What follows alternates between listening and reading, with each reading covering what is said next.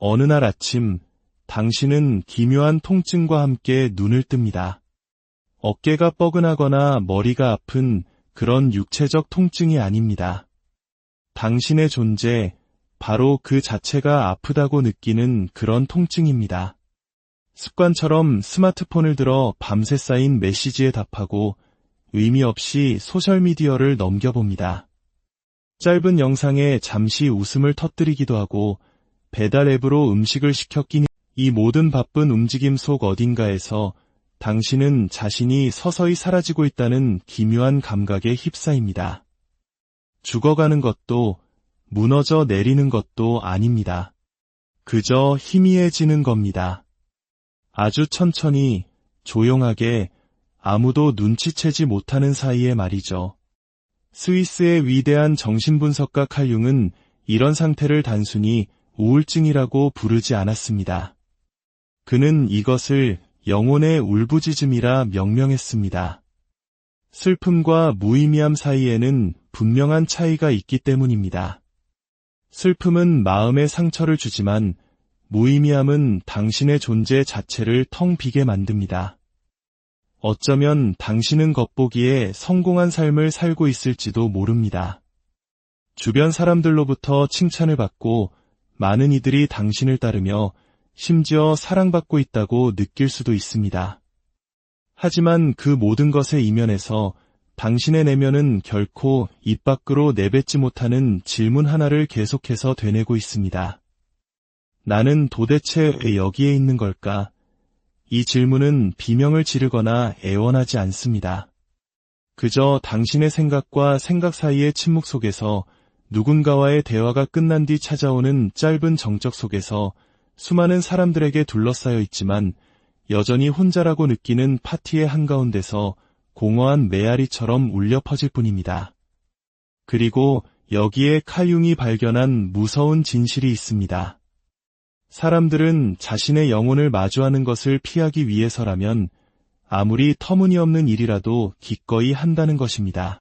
이것이 바로 우리가 스스로를 끊임없이 바쁘게 만드는 이유입니다. 우리는 목표를 쌓아 올리고 물건을 사고 여행을 계획하고 끝없이 스마트폰 화면을 넘깁니다. 잠시 멈춰서서 만약 내가 단 한 번도 진정으로 살아본 적이 없다면 어떡하지? 라고 묻는 것보다 계속 움직이는 것이 훨씬 쉽기 때문입니다. 융은 현대인이 너무 적게 가져서가 아니라 너무 많이 가져서 고통받는다고 믿었습니다. 너무 많은 방해물, 너무 많은 소음, 무엇이 중요해야 하는지를 알려주는 너무 많은 목소리들. 하지만 정작 무엇이 중요한지 스스로에게 물어볼 수 있는 침묵은 턱없이 부족합니다. 그는 삶의 의미의 뿌리가 우리 모두가 애써 외면하는 한 가지에 놓여 있다고 말했습니다. 바로 그림자입니다. 당신이 지금까지 의식적으로 외면하고 묻어버린 모든 것을 품고 있는 당신의 또 다른 일부. 당신의 진짜 두려움, 당신의 진정한 욕망, 당신의 본래 모습 말입니다. 그리고 당신이 그것을 정면으로 마주하기 전까지 당신은 계속해서 자극을 목적으로, 편안함을 평화로, 성공을 온전함으로 착각하며 살아갈 것입니다. 하지만 좀 더 깊이 들어가 보죠. 도대체 의미란 무엇일까요? 그것은 행복이 아닙니다. 안락함도 아닙니다. 올바른 직업이나 완벽한 관계, 이상적인 생활 방식을 찾는 것에 관한 것도 아닙니다. 의미란 훨씬 더 내밀한 것입니다. 그것은 당신의 고통이 무언가 더 큰 이야기의 일부라는 느낌입니다. 당신의 아픔에 자리가 있다는 감각입니다. 당신의 존재가 비록 지저분하고 미완성이며 다듬어지지 않았을지라도 결코 무작위적인 것이 아니라는 확신입니다. 의미란 당신이 상처받고 있을 때조차 시간을 낭비하고 있는 것이 아니라는 느낌입니다. 융은 이렇게 말했습니다. 반대로 아무것도 가진 것 없이 마음이 무너져 내린 채 불확실함 속에서 홀로 침묵 속에 앉아 있을지라도 당신의 고통이 당신의 길과 나란히 놓여 있다면 당신은 살아있음을 느낄 수 있다는 것입니다. 자, 이제부터는 조금 불편한 이야기가 될 수 있습니다. 대부분의 사람들은 사실 의미를 찾고 있지 않습니다. 그들은 안도감을 찾고 있습니다. 압박감으로부터의 안도, 실패로부터의 안도, 불확실성으로부터의 안도, 충분히 잘하지 못하거나 충분한 존재가 되지 못한다는 죄책감으로부터의 안도 말입니다. 그래서 그들은 성공처럼 보이는 것을 향해, 목적처럼 들리는 것을 향해 달려갑니다. 하지만 마음 깊은 곳에서는 그것이 진짜가 아님을 알고 있습니다. 당신은 야망을 위장할 수 있습니다. 열정을 흉내낼 수도 있습니다. 심지어 평화로운 척할 수도 있습니다. 하지만 의미는 결코 위조할 수 없습니다. 당신의 영혼은 진실을 알고 있습니다. 만약 당신이 그 영혼의 목소리를 충분히 오랫동안 무시한다면 그 조용했던 무감각은 당신이 지금까지 느껴본 어떤 고통보다도 더 큰 소리로 당신을 잠식할 것입니다. 칼 융은 의미를 찾기 위해 당신이 평생을 피해왔던 단 한 곳, 바로 당신의 내면 세계로 걸어 들어가야 한다고 믿었습니다. 그리고 그 세계에서 당신은 긍정의 확언이나 지름길을 찾지 못할 것입니다. 당신은 당신의 그림자를 마주하게 될 겁니다. 당신이 버렸던 수치심, 분노, 꿈, 그리고 당신이 두려워했던 진실들을 말입니다. 여기에 역설이 있습니다. 당신의 의미는 당신의 성공 속에 숨겨져 있지 않습니다. 그것은 당신의 상처 속에 숨겨져 있습니다. 당신이 스스로에 대해 미워하는 것들, 잊으려고 애썼던 부분들, 생각만 해도 몸서리 쳐지는 기억들, 바로 그것들이 당신의 나침반입니다. 그 상처 속에 머물기 위해서가 아니라 그 상처를 통해 변화하기 위해서 말입니다. 그러니 진짜 질문은 인생의 의미는 무엇인가? 가 아닙니다. 진짜 질문은 이것입니다. 나는 살아남기 위해 내 자신의 어떤 부분을 추방했는가? 왜냐하면 융은 의미란 우리가 밖에서 발견하는 것이 아니라 우리가 되찾는 것이라고 믿었기 때문입니다. 조각 하나하나, 상처 하나하나, 고통스러운 진실 하나하나를 통해 말입니다. 그리고 마침내 당신이 도망치는 것을 멈추고 당신의 그림자를 파괴하기 위해서가 아니라 그것을 온전히 통합하기 위해 마주할 때, 그때 의미는 더 이상 추상적인 관념이 아닙니다. 그것은 혼돈 속에서도 고요히 존재하는 하나의 실체, 암, 그리고 고요함이 됩니다. 이제 스스로에게 물어보십시오. 내가 길을 잃었다고 느끼는 이유가 어쩌면 지금 내가 살고 있는 이 모습이 진짜 내가 아니기 때문은 아닐까? 왜 아무것도 만족스럽지 않게 느껴지는가 하는 이유가 내가 아닌 다른 누군가를 위한 삶을 지어왔기 때문은 아닐까? 그리고 내가 그토록 간절히 찾아 헤맨 의미가 미래의 어딘가에서 나를 기다리고 있는 것이 아니라 바로 지금 내가 쓰고 있는 이 가면 뒤에 숨어 있는 것은 아닐까? 이것은 단순히 철학에 관한 이야기가 아닙니다. 이것은 생존에 관한 이야기입니다. 왜냐하면 진정한 영혼에 뿌리내린 의미가 없다면 아무리 좋은 삶이라도 견딜 수 없는 것처럼 느껴지기 때문입니다. 하지만 의미가 있다면 고통조차 목적을 갖게 됩니다. 침묵조차 아픔마저 한편의 시가 됩니다. 칼 융은 인생이 쉬워야 한다고 생각하지 않았습니다.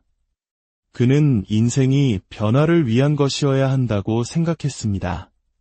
그리고 변화는 고통스럽습니다. 변화는 편안함에서 오지 않습니다. 성공에서 오지도 않습니다. 그것은 충돌에서 옵니다. 당신이 되어버린 모습과 당신이 본래 되어야만 했던 모습 사이의 충돌 말입니다. 융은 이 과정을 개성화라고 불렀습니다.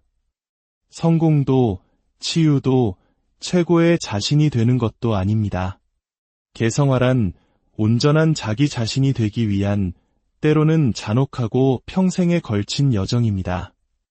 그리고 그 첫걸음은 당신이 애써 쌓아올린 삶이 어쩌면 전혀 당신의 것이 아닐 수도 있다는 사실을 직면하는 것입니다. 생각해 보십시오.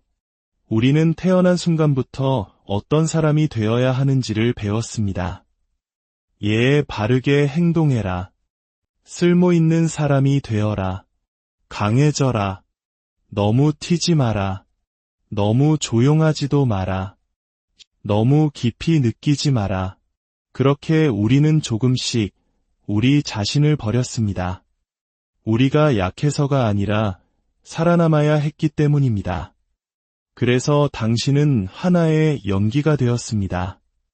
진심이 아닌 미소를 짓고 당신의 것이 아닌 꿈을 좇았습니다.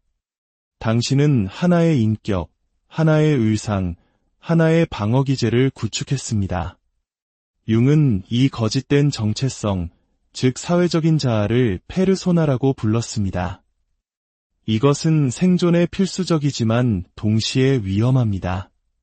가면을 오래 쓰면 쓸수록 그것이 당신의 진짜 얼굴이 아니라는 사실을 잊어버리기 때문입니다. 그래서 사람들이 길을 잃었다고 말할 때 그들은 정말로 길을 잃은 것이 아닙니다. 그들은 기대와 두려움, 그리고 연기라는 여러 겹의 층 아래에 묻혀 있는 것입니다.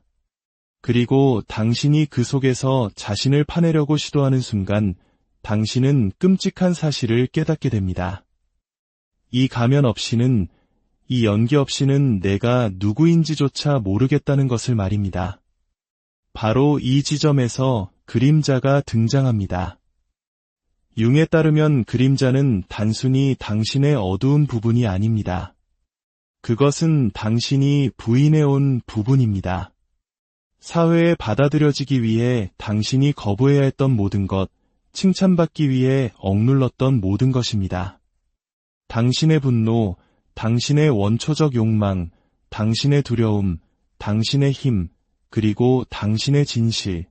당신이 그것으로부터 도망칠수록 그것은 우울, 공허, 단절감이라는 모습으로 당신의 삶에 더욱더 명확하게 나타납니다. 그림자는 사라지지 않습니다. 그저 당신이 가식을 멈출 준비가 될 때까지, 연기를 멈출 준비가 될 때까지 거울을 보고 나는 더 이상 착한 사람이 되고 싶지 않아. 나는 온전한 사람이 되고 싶어라고 말할 준비가 될 때까지 조용히 기다릴 뿐입니다. 그것이 바로 의미입니다. 행복도, 성공도, 평화도 아닌 통합. 당신의 영혼이 스스로와 싸우는 것을 멈추는 순간, 당신이 지하실에 가둬두었던 모든 부분들이 마침내 집으로 돌아오는 것을 허락받는 순간, 분노의 참모습도, 수치스러운 모습도, 아무도 보지 않을 때 여전히 울고 있는 상처 입은 어린아이의 모습까지도 말입니다. 이 이야기가 당신의 마음에 작은 울림을 주었다면 좋아요를 통해 그 마음을 표현해주세요. 당신의 소중한 구독은 저희가 더 깊은 지혜를 나누는 여정에 큰 힘이 됩니다. 이 영상이 필요한 다른 누군가에게도 닿을 수 있도록 공유해 주신다면 그것은 어둠 속에 있는 또 다른 영혼에게 등불 하나를 건네주는 것과 같습니다. 융은 의미를 향한 여정은 위로 향하는 것이 아니라 안으로 향하는 것이라고 믿었습니다. 그리고 당신이 찾고 있는 보물은 당신이 다시는 느끼지 않겠다고 맹세했던 바로 그 모든 감정들 아래에 묻혀 있습니다. 당신의 불편함이 시작되는 곳에 진실이 살아 숨쉬고 있습니다. 이제 더 이상 목표를 추가할 필요가 없습니다. 자신을 고칠 필요도 없습니다. 더 나은 사람이 될 필요도 없습니다. 당신은 그저 온전한 사람이 되면 됩니다. 그리고 당신이 추방했던 당신의 일부들을 다시 데려오는 것을 의미합니다. 분노하는 당신, 길들여지지 않은 당신, 두려워하는 당신, 아무도 보지 않을 때 여전히 우는 당신을 말입니다. 그들을 비난하기 위해서가 아니라 이해하기 위해서 데려오는 것입니다. 그들 각자는 당신이 누구였는지, 당신이 누구인지, 그리고 당신이 무엇이 될 수 있는지에 대한 메시지를 쥐고 있기 때문입니다. 융은 말했습니다. 오직 상처 입은 치유자만이 치유할 수 있다. 그리고 당신이 바로 그 치유자입니다.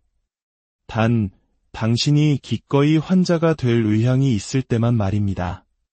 필터 없이, 연기 없이, 가식 없이 스스로를 바라볼 의향이 있을 때만 가능합니다. 치유는 강함을 통해서가 아니라 온전한 내맡김을 통해 일어납니다. 마침내 의미를 찾았을 때 그것은 어떤 느낌일까요? 축제처럼 화려하지 않습니다. 그것은 마치 오랫동안 떠나있던 집으로 돌아온 듯한 귀향의 느낌입니다. 당신은 서두르는 것을 멈춥니다. 거짓된 연기를 멈춥니다. 비교하는 것을 멈춥니다. 당신은 숨을 쉬고 주변을 알아차리고 슬픔 속에서도 불확실함 속에서도 충만함을 느낍니다. 이제 모든 것이 의미를 갖기 때문입니다. 고통, 멈춤, 침묵, 그리고 흉터까지도 그 무엇도 더 이상 낭비되지 않습니다. 마지막 진실을 전합니다. 당신은 늦지 않았습니다. 뒤처지지도 않았습니다. 당신은 망가지지 않았습니다. 당신은 단지 당신의 중심으로부터 그 모든 소음 아래에서 당신을 기다려온 진실로부터 잠시 주의가 흐트러졌을 뿐입니다. 만약 당신이 용기를 내어 다시 당신 자신 속으로 걸어 들어간다면 당신이 그토록 찾아 헤맸던 것이 결코 저 바깥 세상에 없었다는 것을 발견하게 될 것입니다. 그것은 당신의 연기 아래에 묻혀 있었고 당신의 그림자에 의해 보호받고 있었으며 당신의 상처 속에 기록되어 있었습니다.